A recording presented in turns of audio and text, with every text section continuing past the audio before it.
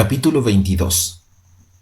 Espero que el capítulo anterior no haya sugerido a mis lectores la idea de que la lectura constituye mi único placer. Mis diversiones y goces son muchos y diversos. En el curso de mi narración, me he referido más de una vez al amor que me inspira el campo y los deportes al aire libre. Desde muy niña aprendí a remar y a nadar, y durante los veranos que paso en Wrentham, Massachusetts, casi vivo a bordo de mi barco. Nada me agrada tanto como llevar a los amigos que me visitan a dar un paseo en bote de remos. Claro está que no puedo guiar muy bien la embarcación. Casi siempre que remo, alguna persona se sienta en popa y maneja el timón. Sin embargo, a veces bogo sin timón. Me divierte guiarme por el olor de los lirios y de otras plantas acuáticas, así como por los arbustos que crecen en la playa. Uso remos provistos de bandas de piel que los sostienen en las estaquillas, y por la resistencia que presenta el agua me doy cuenta si están bien nivelados. De la misma manera me percato si voy contracorriente. Me gusta luchar contra el viento y las olas. ¿Qué mayor emoción que lanzar el pequeño bote, obediente a la voluntad y a la fuerza muscular del remero, a que se deslice suavemente sobre las olas brillantes y sentir el arrastre imperativo del agua?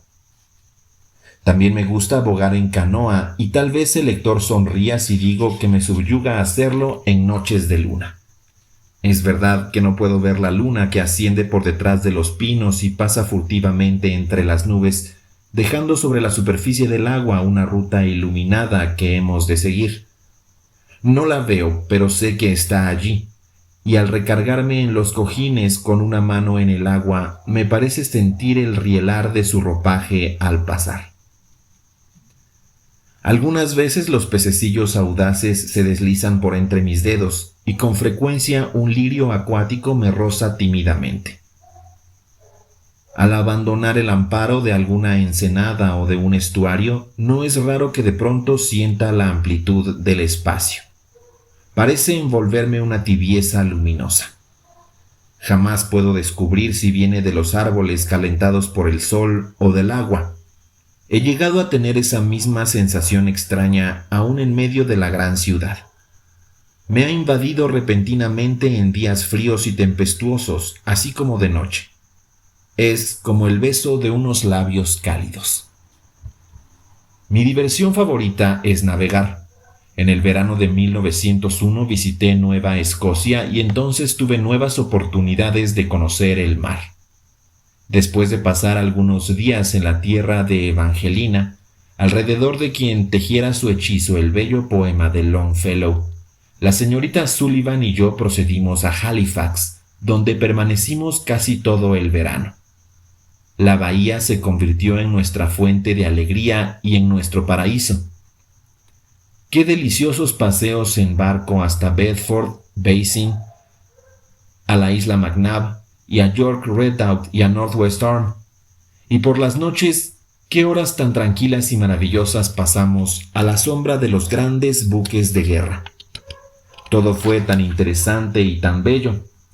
El recuerdo de aquellos días es un goce perenne. En cierta ocasión pasamos por una experiencia emocionante. Se efectuaba una regata en Northwest Arm y competían botes de los diversos barcos de guerra. Al igual que muchas otras personas, acudimos en bote de vela a presenciar la competencia. Había cientos de barquitos que se mecían en el agua y el mar estaba tranquilo. Una vez terminadas las carreras, iniciamos la travesía de regreso. Una de las personas que integraban mi grupo notó que de mar afuera se acercaba una nube negra, la cual creció, engrosó y cubrió todo el cielo. Se levantó un viento fuerte y las olas golpeaban iracundas contra barreras invisibles. Nuestra pequeña embarcación se enfrentó valerosamente al ventarrón. Con velas desplegadas y su cordaje tenso parecía sentarse sobre el viento. Giraba entre el oleaje, ascendía sobre cada ola gigantesca para luego caer nuevamente con violentos rugidos. A bajar la vela mayor, virábamos en lucha contra los vientos encontrados que nos lanzaban de un lado a otro con furia impetuosa. Sentíamos que el corazón latía con fuerza desacostumbrada y que nos temblaban las manos, pero no era por miedo sino a causa de la emoción. El corazón que latía en cada uno de nosotros era de vikingo, y sabíamos que nuestro capitán dominaría la situación. Había navegado entre muchas tempestades con mano firme y ojos acostumbrados al mar.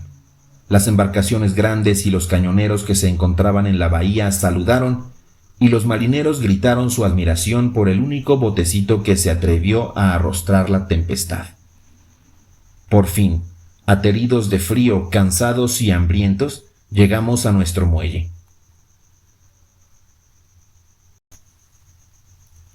Pasé el último verano en un lindo rincón de uno de los pueblecillos más encantadores de la Nueva Inglaterra. Wrentham, Massachusetts, se asocia a casi todas mis alegrías y mis penas. Red Farm, cerca de King Philip's Pond, propiedad de la familia Chamberlain, se convirtió en mi hogar. Recuerdo con profunda gratitud las bondades de estos queridos amigos y los días felices que disfruté con ellos.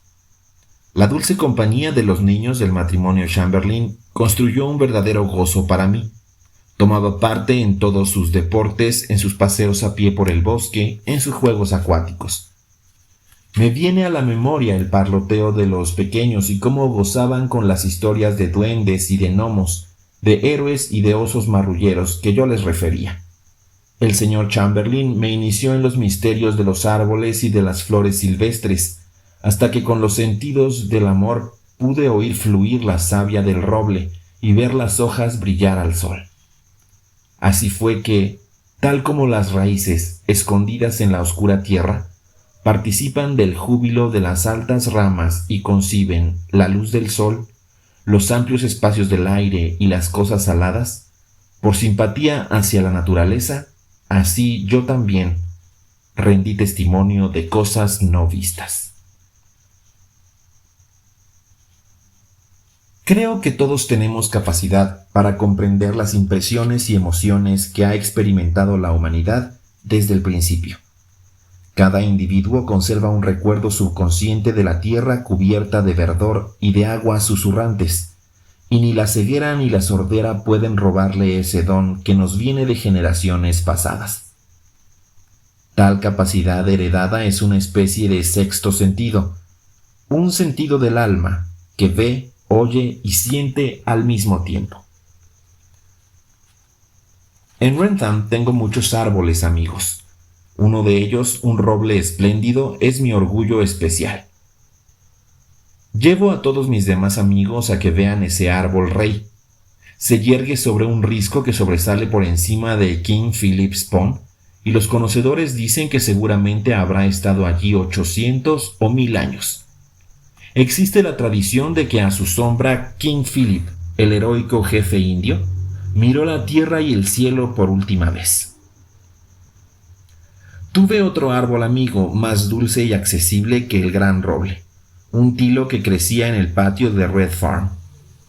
Una tarde, en medio de una terrible tempestad, sentí un golpe tremendo contra un costado de la casa, y antes de que me lo dijeran, supe que el tilo había caído. Salimos a ver al héroe que soportara tantas tormentas y mi corazón sangró al verlo postrado.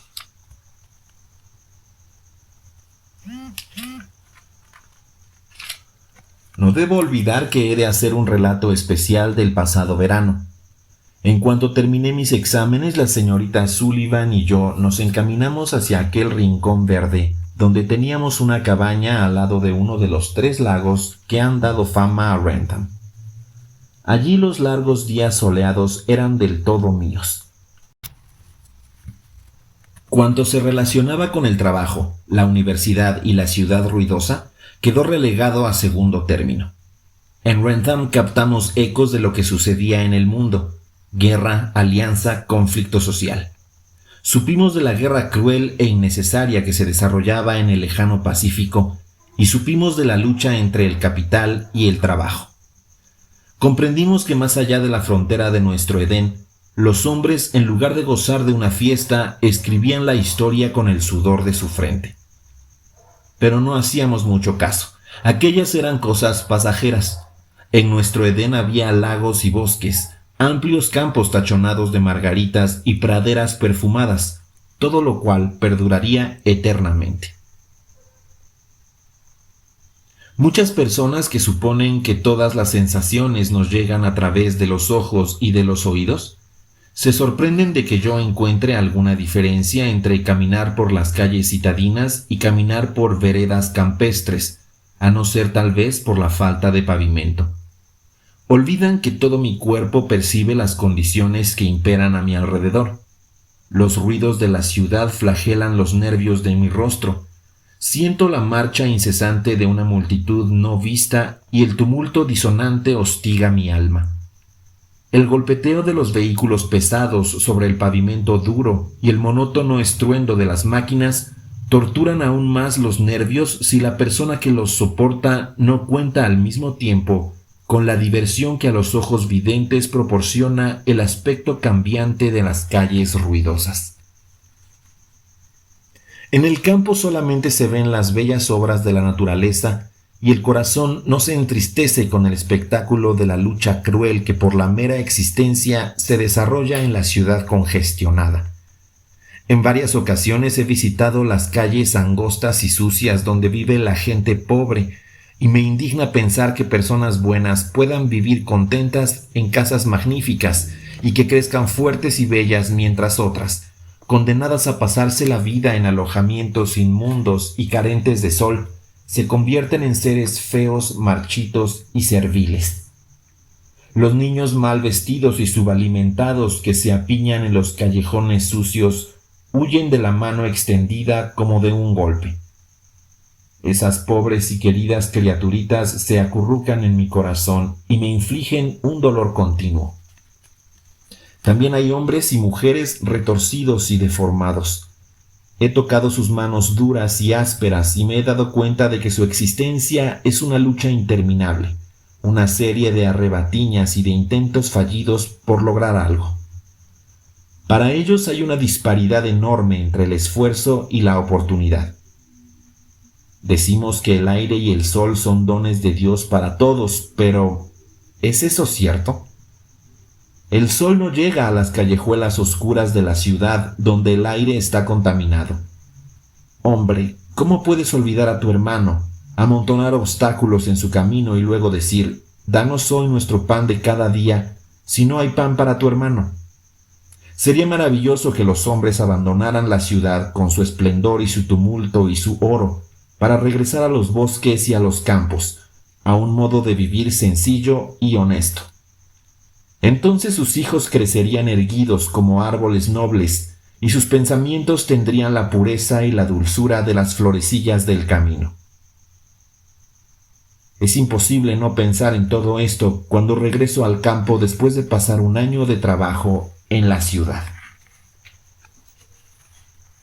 Qué delicia sentir una vez más bajo mis pies el suelo suave y muelle, caminar por veredas cubiertas de pasto que conducen a rincones engalanados de helechos, donde puedo bañar mis dedos en una catarata de notas musicales, o trepar a una tapia de piedra y llegar a campos verdes para allí tirarme sobre la hierba a corretear alegremente.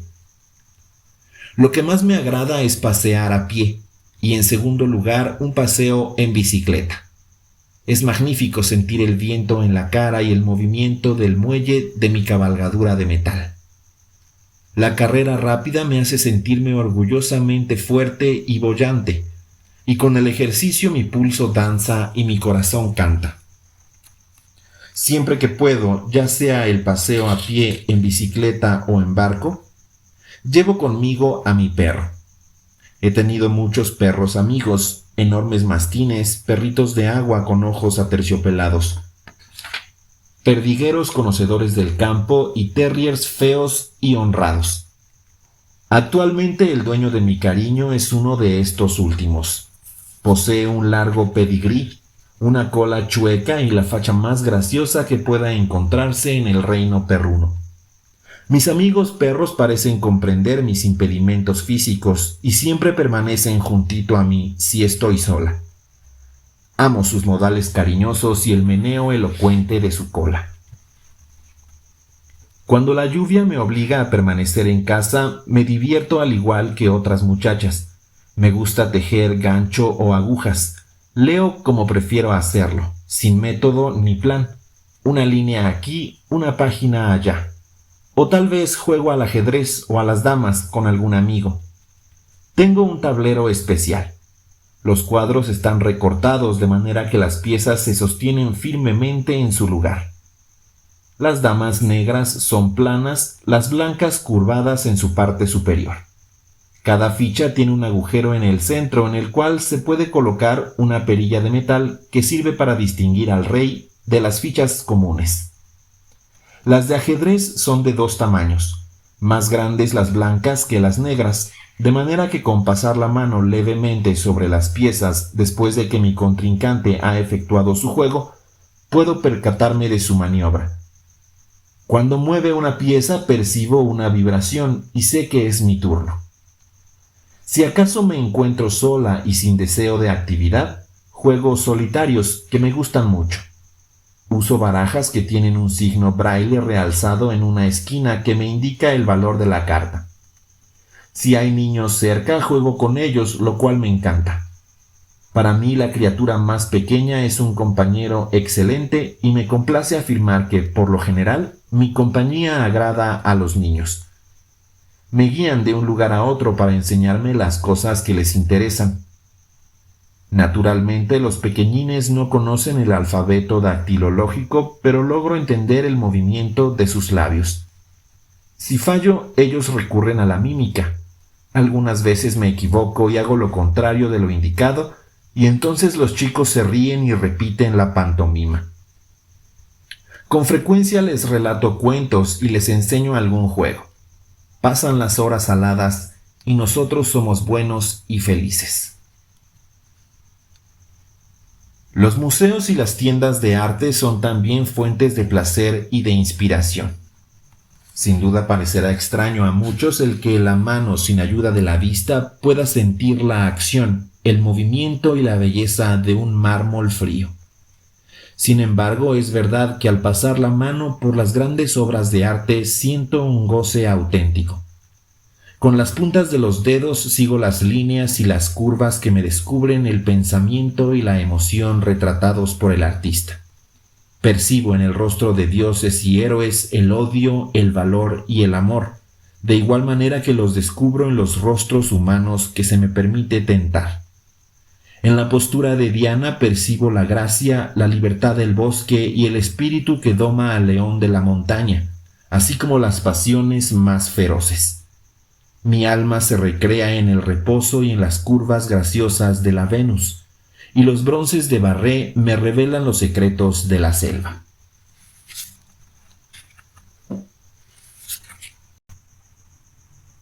De la pared de mi cuarto de estudios pende un medallón de Homero. Está a una altura conveniente para que yo pueda alcanzarlo fácilmente y tocar con reverencia amorosa el rostro bello y triste. Qué bien conozco cada línea de aquella frente majestuosa, huellas de vida y testimonios amargos de luchas y de penas. Los ojos sin vida, aun en el yeso frío, buscan en vano la luz y el cielo azul de su amada Hélade.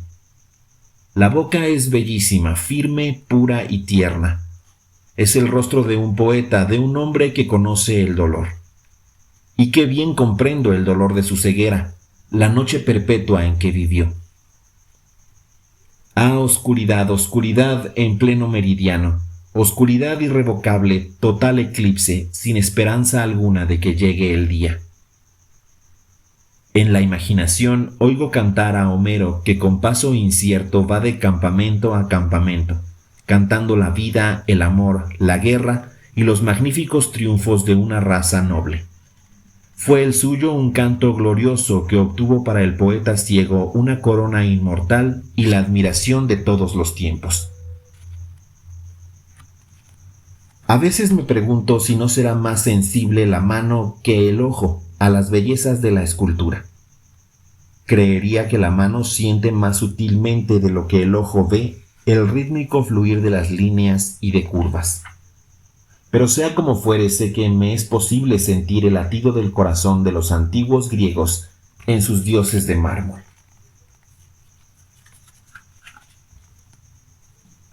Otro goce que se me ofrece más raramente es el de asistir al teatro. Disfruto mucho más de una obra teatral si se me describe mientras los actores la representan en el escenario que si la leo, porque en el primer caso me parece estar viviendo en medio de acontecimientos emocionantes. He tenido el privilegio de conocer a algunos grandes actores y actrices que poseen el don de hechizar con su arte hasta hacernos olvidar el tiempo y el lugar presentes para vivir el pasado romántico. Se me ha permitido tentar el rostro y la ropa de la señorita Ellen Terry cuando hacía el papel que para nosotros es el ideal de una reina. Ella poseía el toque divino que forma parte del dolor más sublime. Junto a la señorita Terry estaba Sir Henry Irving, luciendo los símbolos del poder real, y cada uno de sus gestos y cada actitud denotaba majestad de intelecto. Cada línea de su rostro sensitivo acusaba realeza que subyuga y domina. En el rostro del rey, que el actor usaba como máscara, se percibía ese algo remoto e inaccesible del dolor que jamás podré olvidar. También conozco al señor Jefferson. Es para mí un orgullo contarlo entre el número de mis amigos. Voy a verle siempre que me encuentro cerca de algún lugar donde actúa. La primera vez que presencié una actuación suya fue mientras asistía a la escuela en Nueva York. El señor Jefferson hacía el papel de Rip Van Winkle. Yo había leído la historia muchas veces, pero sin sentir jamás el encanto exquisito y bondadoso de Rip, hasta que presencié la interpretación del señor Jefferson. Su bellísima y patética representación me deleitó. Conservo en la punta de los dedos un retrato del viejo Rip, que nunca se desvanecerá. Después de la función, la señorita Sullivan me llevó a saludar al actor detrás de las bambalinas, y pasé mis dedos por sus vestimentas, por su cabello y sus barbas largas. Me dejó tocar su rostro para que pudiera imaginar su aspecto al despertar de aquel sueño extraño que duró 20 años, y me mostró en qué forma el viejo Rip se había puesto de pie trabajosamente. También lo he visto en Los Rivales, y en una ocasión en que le visité en Boston representó para mí las escenas más notables de esa obra. La sala en que nos encontrábamos sirvió de escenario. Él y su hijo tomaron asiento ante la amplia mesa y Bob Acres escribió su desafío. Seguí con las manos todos sus movimientos y me percaté de lo jocoso de sus errores y de sus gestos en una forma que habría resultado imposible si la escena simplemente se me hubiera deletreado. Los dos hombres se pusieron de pie para iniciar el duelo, y yo seguí las estocadas y los quites rápidos, así como capté la irresolución del pobre Bob, que iba perdiendo todo su valor. En un momento dado, el gran actor tiró de su chaqueta y en sus labios apareció una mueca.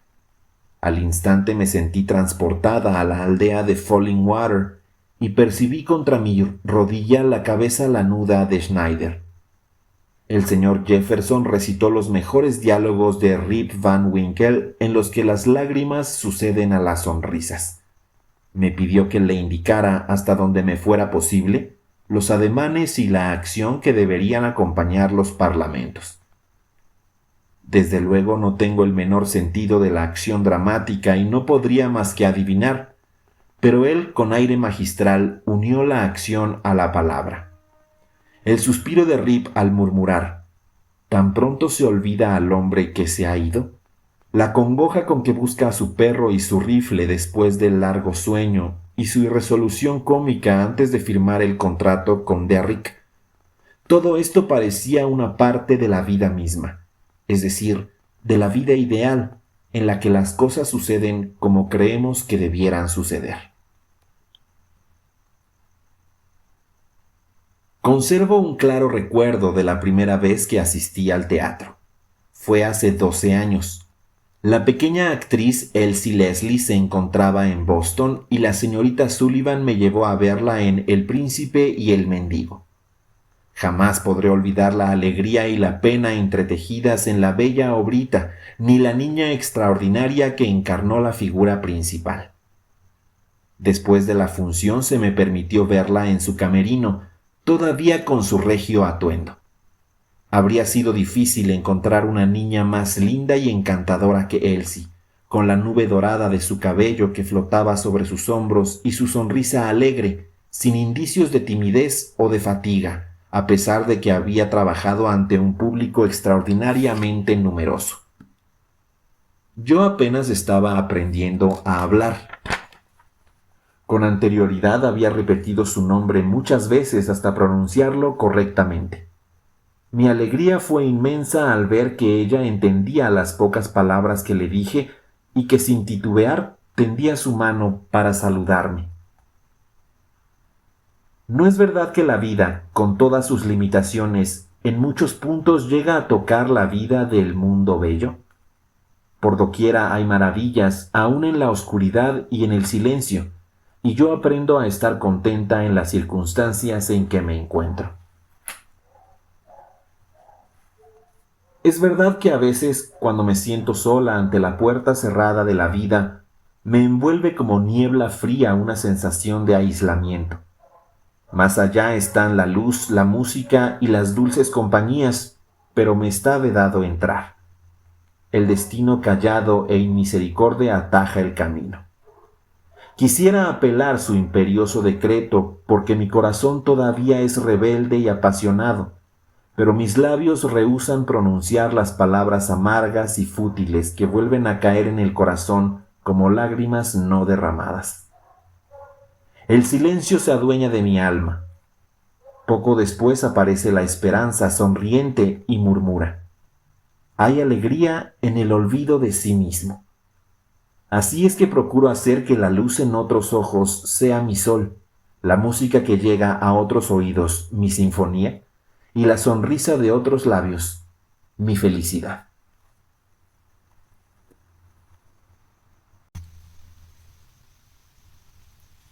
Capítulo 23. Bien quisiera enriquecer este bosquejo con los nombres de todos los que han contribuido a mi felicidad. Algunos son conocidos en el campo de la literatura, amados por muchos, mientras que otros resultarían totalmente extraños para la mayoría de mis lectores, y aunque no sean famosos, su influencia siempre será patente en las vidas que ennoblecieron y dulcificaron. Es día de fiesta aquel en que por primera vez nos acercamos a una persona que nos emociona como un bello poema. Seres que al estrecharnos la mano nos hacen sentir su comprensiva simpatía y cuyo carácter dulce y pleno de tesoros comunica a nuestro espíritu, ávido e impaciente, una tranquilidad maravillosa que, en su esencia, es divina. Nuestras perplejidades, las irritaciones y las preocupaciones se desvanecen como sueños desagradables. Despertamos para ver con ojos nuevos y oír con oídos nuevos la belleza y la armonía del verdadero mundo de Dios. Las solemnes naderías que llenan nuestra vida diaria se tornan repentinamente en posibilidades brillantes. En pocas palabras, cuando tenemos cerca amigos semejantes, sabemos que todo marcha bien. Posiblemente los veamos por primera vez y quizá no vuelvan a cruzar nuestro camino, pero la influencia de su carácter dulce y calmado cae como bálsamo sobre nuestro descontento, y su contacto tranquilizador es como agua pura del arroyo que baja de la montaña y endulza las aguas salobres del océano. Con frecuencia se me hace la siguiente pregunta: ¿no la fastidia la gente? No entiendo bien lo que eso quiere decir. Supongo que las visitas de los curiosos y de los estúpidos, especialmente de los reporteros de prensa, siempre importunan. Son como esas personas que al caminar junto a uno intentan acortar su paso a la medida del nuestro. En ambos casos la hipocresía es exasperante. Las manos de las personas que me presentan tienen para mí una muda elocuencia. Algunas son impertinentes. Las he conocido tan desprovistas de alegría que al tocar las puntas de sus dedos congelados me ha parecido estrechar la mano de una tempestad venida del noreste. En otras revolotean rayos solares y al estrecharlas su calor me llega al corazón. Puede tratarse tan solo del contacto de una mano infantil, pero yo encuentro en ella tanto calor potencial como otros ven en una mirada afectuosa. Un fuerte apretón de manos o una carta amistosa me proporcionan un verdadero placer. Tengo infinidad de amigos lejanos a quienes jamás he visto. En verdad son tantos que muchas veces me es imposible contestar sus cartas, pero quiero hacer constar aquí que siempre agradezco sus palabras amables, aunque no les dé respuesta. Considero uno de los privilegios más dulces de mi vida el haber conocido y charlado con muchos hombres de genio. Solamente aquellos que hayan tratado al obispo Brooks podrán comprender la alegría que proporcionaba su amistad. De niña me encantaba sentarme en sus rodillas y apretar en la mía su mano grande mientras la señorita Sullivan escribía en mi otra mano las bellas palabras que él pronunciaba acerca de Dios y del mundo espiritual. Le escuchaba con el deleite y la admiración propios de una niña. Él era demasiado superior a mí para que yo pudiera comprenderlo. Sin embargo, me comunicaba una genuina alegría de vivir, y después de cada encuentro me quedaba un pensamiento inspirado por él, que crecía en belleza y profundidad. En cierta ocasión, a mis preguntas de ¿por qué existen tantas religiones?, respondió: hay una religión universal, Helen, la del amor. Ama a tu Padre Celestial con todo tu corazón y con toda tu alma. Ama a cada hijo de Dios lo más que puedas, y recuerda que son mayores las posibilidades para el bien que para el mal. Así tendrás las llaves del cielo. La vida de aquel hombre fue un ejemplo feliz de esa gran verdad. En su alma noble el amor y la sabiduría se unían a la fe que se había hecho comprensión. Veía a Dios en todo lo que libera y eleva, en todo lo que humilla, dulcifica y consuela. El obispo Brooks no me enseñó credo o dogma específico alguno, pero grabó en mi mente dos grandes ideas: la paternidad de Dios y la hermandad de los hombres, y me hizo ver que éstas son la base de todas las creencias y formas religiosas. Dios es amor, Dios es nuestro Padre, nosotros somos sus hijos, así es que los nubarrones más negros se desvanecerán, y aunque la justicia se vea derrotada, el mal no habrá de triunfar. Soy demasiado feliz en este mundo para pensar mucho en el venidero, salvo para recordar que amigos muy queridos me esperan en ese bello algún lugar de Dios. A pesar del tiempo transcurrido, los siento tan cerca que no me extrañaría que en cualquier momento me tomaran de la mano y me dijeran palabras de cariño, como acostumbraban hacerlo antes de su partida. Desde la muerte del obispo Brooks he leído la Biblia en su totalidad, así como algunas obras filosóficas que tratan de religión, entre ellas Cielo e Infierno, de Swedenborg, y Ascenso del Hombre, de Drummond, y no he encontrado credo o sistema que satisfaga mi alma como el credo del amor del obispo Brooks. Conocí al señor Henry Drummond, y el recuerdo de su mano al estrechar la mía fuerte y cálidamente es como una bendición. Era el más comprensivo de los compañeros. Sabía tanto y era tan afable que en su presencia resultaba imposible sentirse torpe.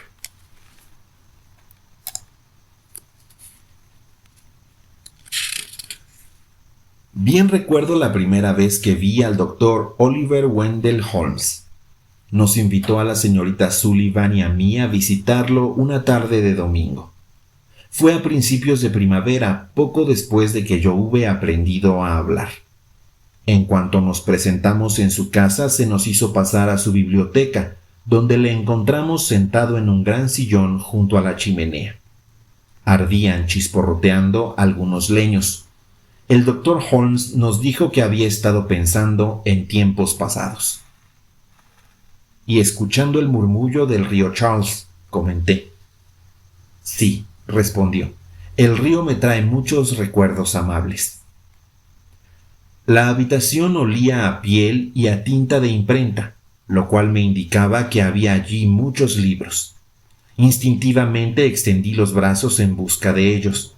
Mis dedos tocaron un hermoso volumen de los poemas de Tennyson, y cuando la señorita Sullivan me leyó el título, empecé a recitar. Golpea, golpea, golpea sobre tus frías piedras grises, oh mar. Pero callé de pronto. Sobre mi mano habían caído unas lágrimas. Había hecho llorar a mi amado poeta y aquello me anonadó. Él me hizo sentar en su sillón y me trajo varias cosas interesantes para que yo las examinara. Me pidió que recitara The Chambered Nautilus, que en aquel tiempo era mi poema preferido. Después de ese día vi al Dr. Holmes muchas veces y aprendí a estimar al hombre tanto como al poeta. Un bello día de verano, poco después de haber visitado al Dr. Holmes, la señorita Sullivan y yo fuimos a ver a Whittier en su hogar tranquilo junto al Merrimack. Por su afable cortesía y su manera de hablar curiosamente anticuada, me fue sumamente simpático. Tenía un ejemplar de sus poemas en letra realzada y leí en los días escolares. El señor Whittier quedó encantado de que yo pudiera pronunciar tan bien y aseguró que me entendía perfectamente. Yo le hice muchas preguntas respecto al poema y con mis dedos sobre sus labios leí las respuestas.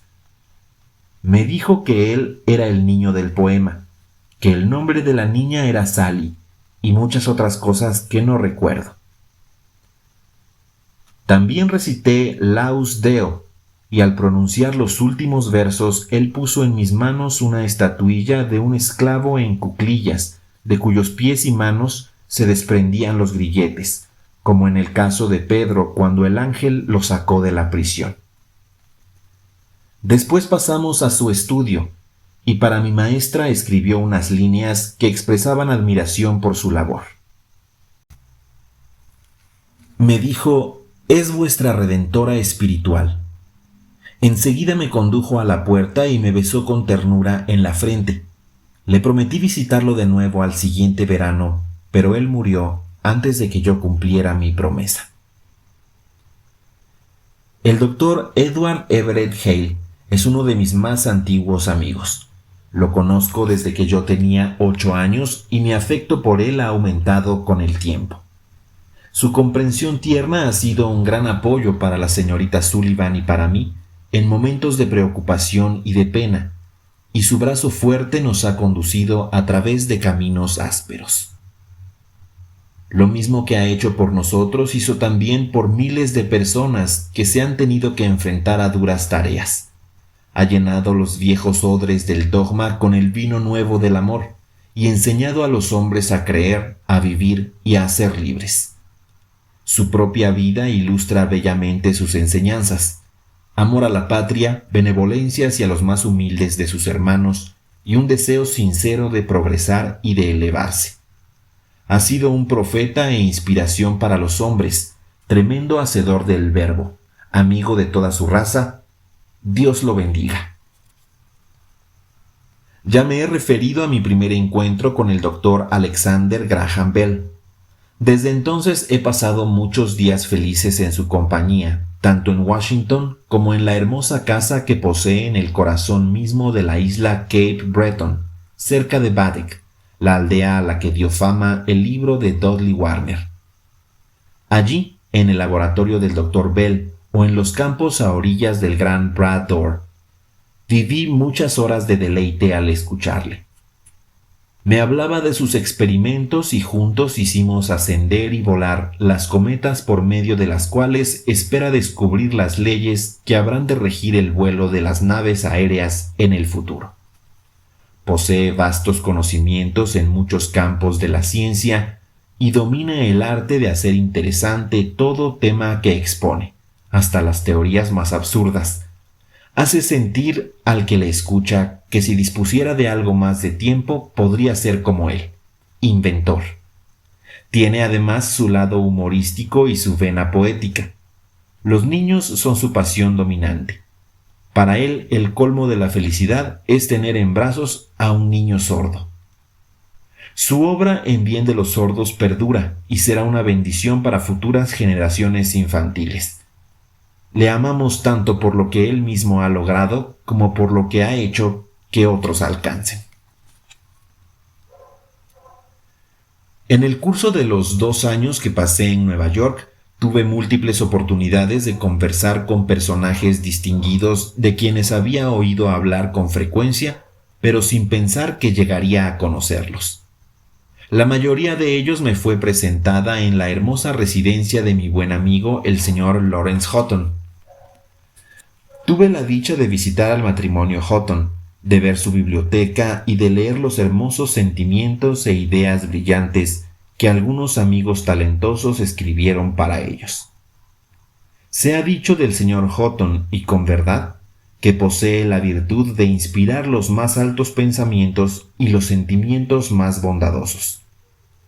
No es necesario leer Un muchacho a quien conocí para comprenderlo.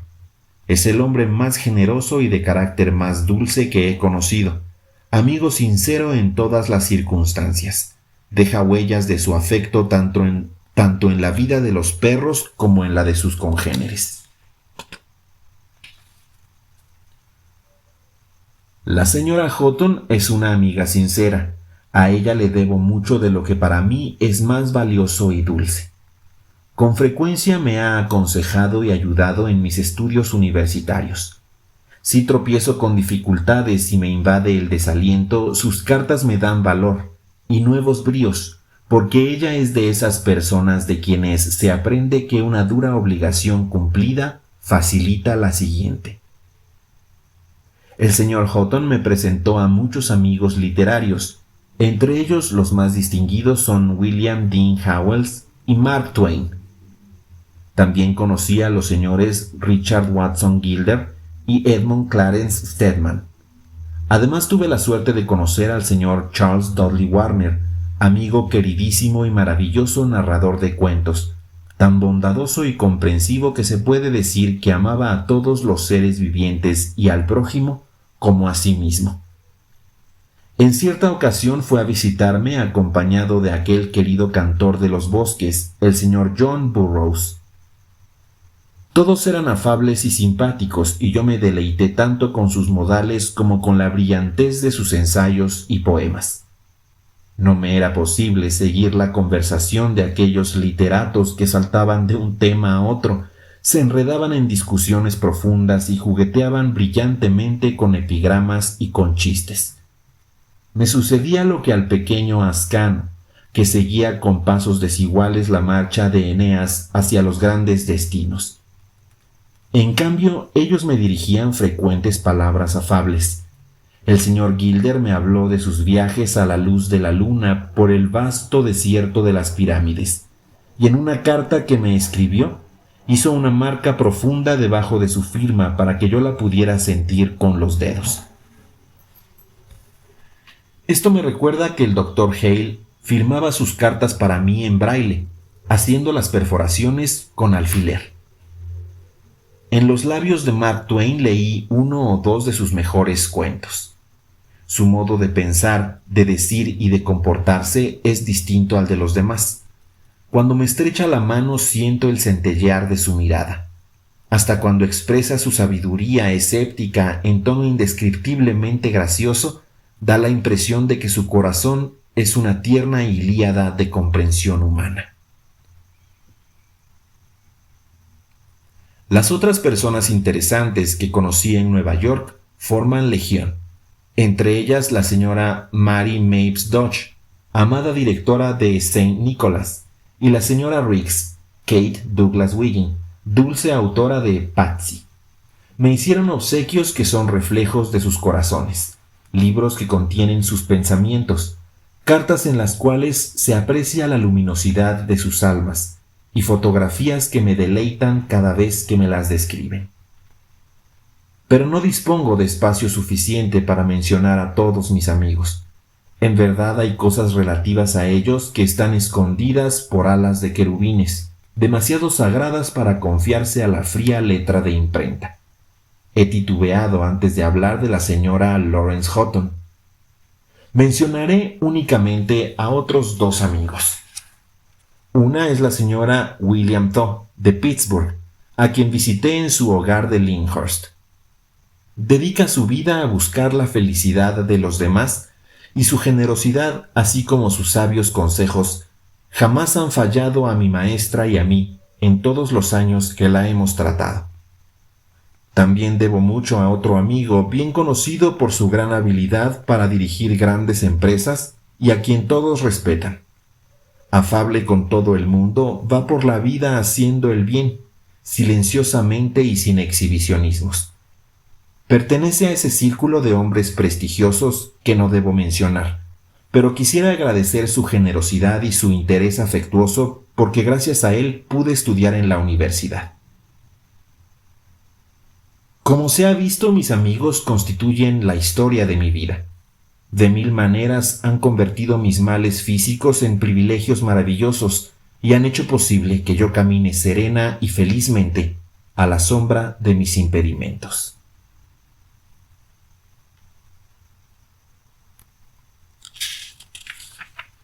Fin de la primera parte.